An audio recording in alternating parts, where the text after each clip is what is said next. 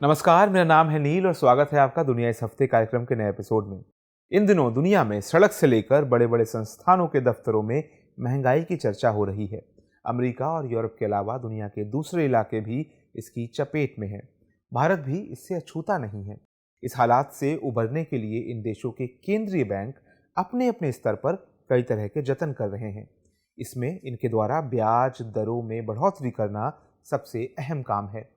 इस मामले में आरबीआई यानी भारतीय रिजर्व बैंक वित्त वर्ष 2022-23 में अपनी ब्याज दरों में लगातार 6 बार बढ़ोतरी कर चुका है। वहीं अमेरिका का फेडरल रिजर्व बैंक भी अपने यहां आक्रामक तरीके से ब्याज दरों में बढ़ोतरी करने में लगा हुआ है। वहां पिछले 14 महीनों में 10 बार ऐसा हो चुका है। नतीजतन अमेरिका में ब्याज दरें 16 साल के अपने उच्चतम स्तर पर पहुंच गई हैं। यहाँ एक गौर करने वाली बात है कि अगर भारत का केंद्रीय बैंक अपनी ब्याज दरों में बदलाव करता है तो उसका असर बहुत सीमित होता है, लेकिन यही काम जब अमेरिका का केंद्रीय बैंक करता है तो उसका असर वैश्विक स्तर पर होता है। फेडरल रिजर्व बैंक की ब्याज दरों में उतार चढ़ाव से कई बार दुनिया के बाजारों में भूचाल आ जाता है, लेकिन इस बार सबसे ज़्यादा भूचाल अगर कहीं आया है तो वो और कहीं नहीं, अमेरिका में खुद है। दरअसल अमेरिका में बड़े वित्तीय संस्थान मुश्किल में हैं। बीते महीने अमेरिका के 2 सबसे बड़े बैंक यानी सिलिकॉन वैली बैंक और सिग्नेचर बैंक के डूबने की खबर ने दुनिया को चौंका दिया। इनके साथ ही अमेरिका का फर्स्ट रिपब्लिक बैंक भी ढह गया। इसके बाद यूरोप से भी बैंकिंग संकट की खबरें आई। यहाँ स्विट्जरलैंड का एक प्रमुख बैंक क्रेडिट स्विस डूब गया। इस खबर ने यूरोप के अलावा दूसरे देशों को भी हैरान किया, क्योंकि स्विस बैंकिंग अपनी वित्तीय सुदृढ़ता के लिए मशहूर है। हालांकि इसके बर्बाद होने में घोटालों की एक श्रृंखला, प्रबंधन में बदलाव और महत्वपूर्ण नुकसान शामिल हैं।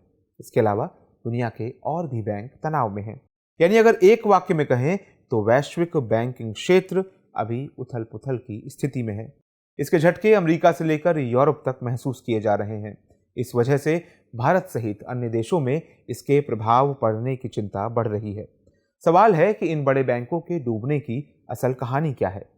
फेडरल बैंक के द्वारा ब्याज दरें बढ़ने से अमेरिका के इन दोनों बड़े बैंकों के हालात कैसे बिगड़ गए? क्या इनकी स्थिति को टू बिग टू फेल कहा जा सकता है? सवाल ये भी है कि क्या वाकई वैश्विक बैंकिंग क्षेत्र संकट की स्थिति में है? एक एक करके इन सारे ज्वलंत सवालों के जवाब तलाशेंगे। आगे बात करें उससे पहले आपके लिए एक काम है, और काम ये है, चूंकि इसमें आगे इकोनॉमी के कई तकनीकी शब्दों का उपयोग किया जाएगा जिनकी परिभाषा यहाँ बताना बहुत प्रोडक्टिव नहीं है, इसलिए इन शब्दों को एक बार खुद से आप अपनी नोटबुक में जाके देखिए। हम अभी बातचीत पे वापस आते हैं। आप समस्या होगी कमेंट सेक्शन में हमें जरूर बताइएगा। असल में अमेरिकी बैंकों के लिए मुसीबत की शुरुआत अमेरिका में ब्याज दरों में 450 आधार अंकों की बढ़ोतरी के बाद शुरू हुई थी। ब्याज दरों में बदलाव से अमेरिका के बॉन्ड बाजार में उथल पुथल हो गई। इस उथल पुथल की शिकार सिलिकॉन वैली बैंक हुई। दरअसल ये सिलिकॉन वैली बैंक स्टार्टअप्स को बड़ा कर्ज देने वाला बैंक है, लेकिन इन स्टार्टअप्स कंपनियों ने 2020-21 में अपने स्तर पर ही बड़ी फंडिंग जुटा ली थी। ये सारा पैसा उन्होंने सिलिकॉन वैली बैंक के पास जमा किया था। इस बैंक का जमा आधार करीब $90 बिलियन तक बढ़ गया था। चूंकि कोई भी बैंक उधार या लोन देकर पैसा कमाता है, लेकिन सिलिकॉन बैंक का ग्राहक आधार स्टार्टअप्स पर ही केंद्रित है और इन स्टार्टअप्स के पास पहले से ही नकदी भरी पड़ी थी। इस वजह से इन्हें लोन की जरूरत नहीं थी। ऐसे में बैंक ने अपनी संपत्ति का एक बड़ा हिस्सा यानी करीब 55% निश्चित आय वाली लंबी अवधि के बॉन्ड्स में निवेश किया। निवेश की राशि करीब $91 बिलियन की थी। इसमें अमेरिका सरकार द्वारा जारी बॉन्ड और मॉर्टगेज बैक्ड बॉन्ड शामिल थे। इसमें से भी करीब $80 बिलियन का निवेश केवल मॉर्टगेज बैक्ड बॉन्ड में ही किया गया। लेकिन जैसे जैसे अमेरिका में ब्याज दरें बढ़ी तो ये बॉन्ड उतने आकर्षक नहीं रह गए। तकनीकी भाषा में इसे यील्ड कर्व इन्वर्जन कहते हैं। आंकड़ों के मुताबिक मार्च 2023 में अमेरिका में 1 साल की सरकारी प्रतिभूतियों पर यील्ड 17 साल के उच्च स्तर यानी 5.25% पर पहुंच गया था। दरअसल होता यह है कि जैसे जैसे किसी प्रतिभूति पर यील्ड बढ़ती है उसकी कीमत घटती जाती है। इस वजह से सिलिकॉन वैली बैंक का पूंजी आधार कम हो गया।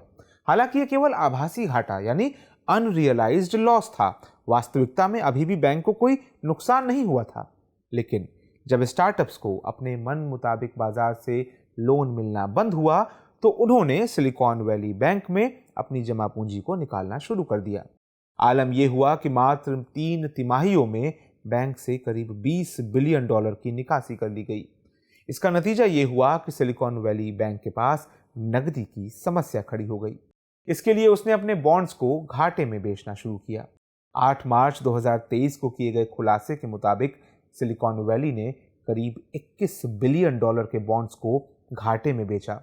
इससे बाजार में खलबली मच गई और बैंक के शेयर धड़ाम से गिर गए। इसके शेयरों ने मात्र एक ही दिन में 60% की गिरावट दर्ज की। ऐसा ही कुछ वाकया फर्स्ट रिपब्लिक बैंक के साथ भी हुआ। ये बैंक भी अमेरिकी ब्याज दरों से प्रभावित होकर खत्म हुआ था। इसके इतर सिग्नेचर बैंक क्रिप्टो करेंसी में निवेश करता था, लेकिन इन करेंसियों के मूल्य में काफ़ी गिरावट देखी गई थी। इस वजह से ये बैंक सबसे ज़्यादा प्रभावित हुआ। इसने पाया कि इनकी बैलेंस शीट इतनी मजबूत नहीं रही कि वो अपने उपभोक्ताओं के द्वारा जमा किए जाने वाले पैसे के भुगतान को बर्दाश्त कर सके। इसके बाद ये बैंक रन हो गया। आम बोलचाल में कहें, बैंक रन किसी बैंक के डूबने से ठीक पहले की स्थिति है और इस तरह अमेरिका का एक और सबसे बड़ा बैंक धराशायी हुआ। इस तरह देखें तो ये सामान्य बात नहीं कि यूरोप के क्रेडिट स्विस समेत अमेरिका के तीनों बैंक अचानक नाटकीय ढंग से संकट में आ गए। इसलिए सवाल उठता है कि क्या वैश्विक बैंकिंग क्षेत्र संकट में है? असल में अमेरिका में साल 2008 के बाद से ये सबसे बड़ा बैंक संकट है। इन बैंकों के पतन ने निवेशकों सहित विनिमयकर्ताओं को पूरी तरह से हिला दिया है। हालांकि कई विश्लेषक अभी इस बात से इनकार कर रहे हैं कि ये स्थिति ग्लोबल बैंकिंग क्राइसिस वाली है। क्यों इनकार कर रहे हैं? उनका कहना है कि जिस समस्या ने साल 2008 में पूरे बैंकिंग सिस्टम को प्रभावित किया था, वो समस्या आज नहीं है। उस समय स्थिति ये थी कि दुनिया भर के बैंकों को इस बात का अचानक पता चला था। इससे उनके द्वारा किया गया अमेरिकी रियल एस्टेट मार्केट में निवेश बर्बाद हो गया था। इस संकट से उबरने के लिए अमेरिकी सरकार को बड़े बेल आउट यानी संकटाकालीन सहायता करनी पड़ी थी। इस तरह उस समय अमेरिका में आई समस्या से दुनिया भर के वित्तीय संस्थानों में संकट पैदा हो गया था, जिसके बाद वैश्विक आर्थिक बदहाली सामने आई थी। उसके बाद से ऐसी किसी समस्या से बचने के लिए बैंकों को अधिक लिक्विडिटी यानी तरलता रखने के नियम बनाए गए। इसलिए ज़्यादातर जानकारों का मानना है कि अभी पैदा हुई समस्या का दुनिया पर बहुत ज़्यादा प्रभाव नहीं पड़ेगा। बावजूद इसके बैंकिंग की दुनिया बेहद पेचीदा है। इस व्यवस्था में अभी किस तरह की और कमजोरियां हैं उनको उजागर करना मुश्किल है। क्योंकि हमने शुरुआत में ही बताया था कि अमेरिका की नीतियां उसके अलावा दुनिया को भी प्रभावित करती हैं, इसलिए आने वाले समय में वैश्विक आर्थिक स्थिति क्या होगी ये भी कहना मुश्किल है। हालांकि वर्तमान ब्याज की दरें और निवेशकों के विश्वास में उतार चढ़ाव बना हुआ है। इसके अलावा बैंकों की वित्तीय सेहत के बारे में घबराहट अक्सर महामारी की तरह होती है और ऐसे में ग्राहक अपनी जमा पूंजी के बारे में चिंता कर अगर बैंक से अपनी रकम निकालने लग जाएं तो ये किसी भी बैंक के लिए जानलेवा साबित हो सकता है। खैर, अभी तो वर्तमान स्थिति दुनिया की अर्थव्यवस्था को सुस्त करने में अहम भूमिका निभा सकती है। तो आज की चर्चा में इतना ही। नोट कर लेते हैं आज का सवाल है, वर्तमान अमेरिका के बैंकिंग संकट को समझाइए, साथ ही इसके वैश्विक अर्थव्यवस्था पर पड़ने वाले प्रभावों का उल्लेख कीजिए।